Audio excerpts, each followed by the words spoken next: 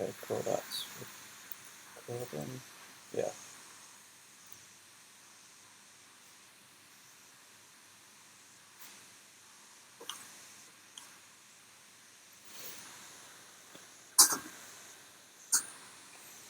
Cool.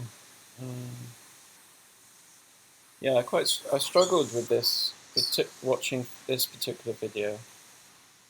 It's just a little bit, I don't know, until the very end, and then it gets quite interesting because you can, it does like React interop. So React has loads of components on the internet that you can download for it. It's like a whole ecosystem of front end things. At the end of this video, he shows how to bring in a React component and use it, which is quite cool.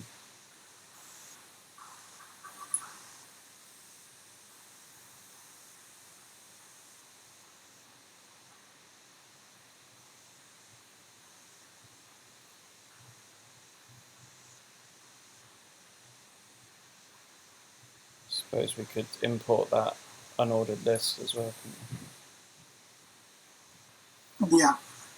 So I'm just looking at your new page, so Fulcro components DOM React interop. So I'm changing on my screen, removing the DOMs. Semantic UI is an example. CSS framework. So you've not written that section yet? Yeah, this is just all sort of, I did this just before the meeting, so it's not like a guide at the moment. So there's a few things that I think I'd like us to pursue on this. Mm-hmm. So at the moment we've got the on-click function that relates to the merging. So yeah, here's my suggestion about what I think we should be going for. So if I look tree maps, the other file we've got is this mutations. And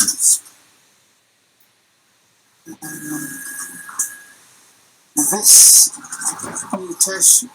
mutation file, we've got one action to key state. So I think it'd be quite good if we actually have a couple of mutations and a couple of actions that we can do inside the mutations, because we've got make all there, but probably what we want to do is just have a change date, and rather than increment it, we can pass it either the function or maybe a value.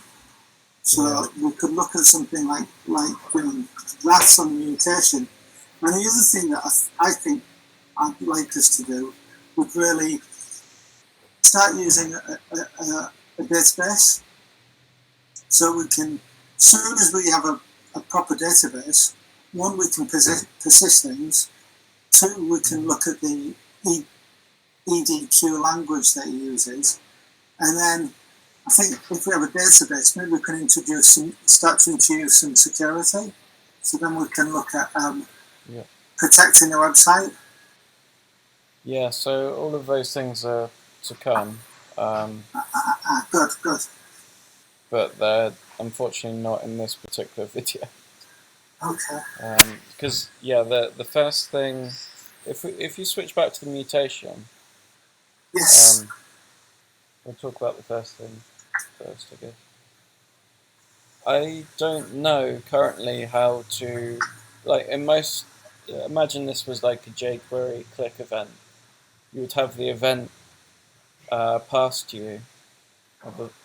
Well, click isn't actually a good example. So like, let's say onChange event was registered with jQuery.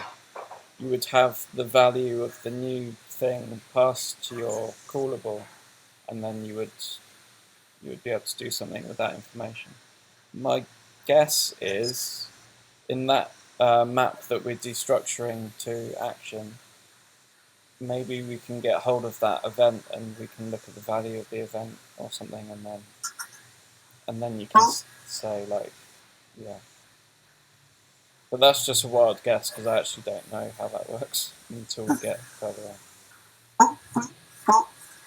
but on the in the click, we've got the comp transact passing this. I'm also passing a come to that mutation, and we're passing in person and ID. So why can't we say like pass an additional value to that ID? Yeah, we possibly can.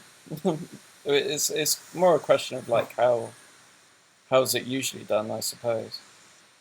So Because we could. Sorry, go on. That function that we're in, the anonymous function, maybe it does take an argument of whatever the on-click event was, and then yeah, like you say, we could pass it through, or yeah, maybe that's how it works. But yeah, I couldn't say for certain right now. So we've got like make older. Maybe we could have this. That's within the button, isn't it? No, but, yeah, that's in the button. So like we could have a second button for make younger. Yeah.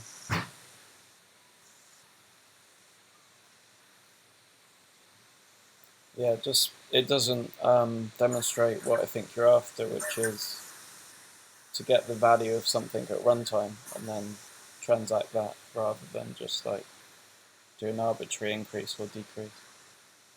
Yeah, yeah, because on from like once we pass from variables, simple things like that. Yeah. Yeah, I don't have a good answer for that yet, but I know that will come eventually. Like, there's lots of videos to go. Okay. And the second thing was the database stuff. That will come once we start setting up the server side to this, because you can't run the database securely on a client. So yeah, that'd be a bit further along. The next part for the page that we do have, I've put semantic UI as an example of CSS framework. So in the video, what Tony does is he goes to his HTML page, and all he does, and it's, I mean, you're probably aware of how this is going to work anyway, but this is just following the video very plainly. He goes to, I imagine he Googles like CDN semantic UI and just grabs the CSS file for that and attaches it to the HTML file that we have previously. So I might grab a copy of that. Do you want to do that now? Yeah, might as well just do it in the order that he did it, I suppose. Okay. Shall I stop sharing and you lead this part so I know what you're doing on the semantic sharing? Semantic UI.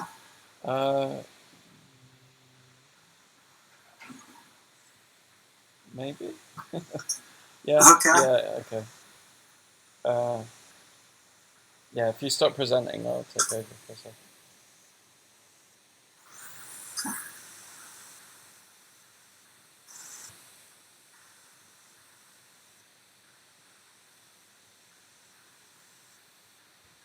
Cool. So, in fact, I'm interested to know what he did in that video actually.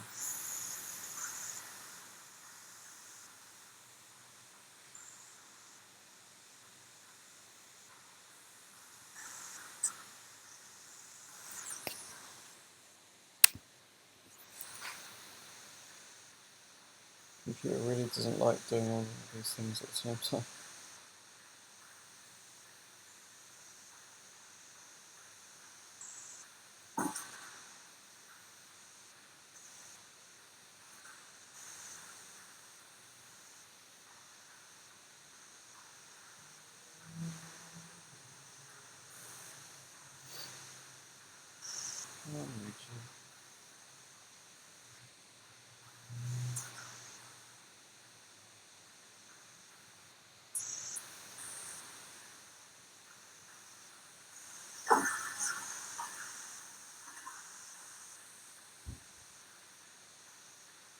think what I'm going to try and do is start trialing Safari for a little while, see if I can get better performance out of it. Okay.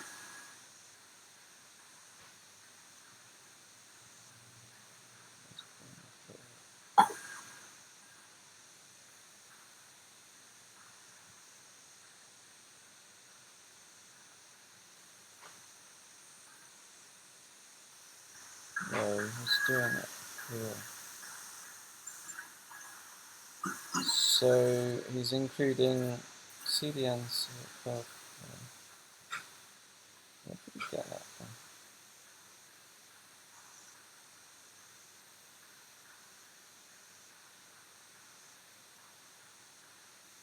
Can't really see what you're typing there, or what he's presenting. Okay. I need to figure out where he got it from. Semantic. I'm going to close that video because it's lagging.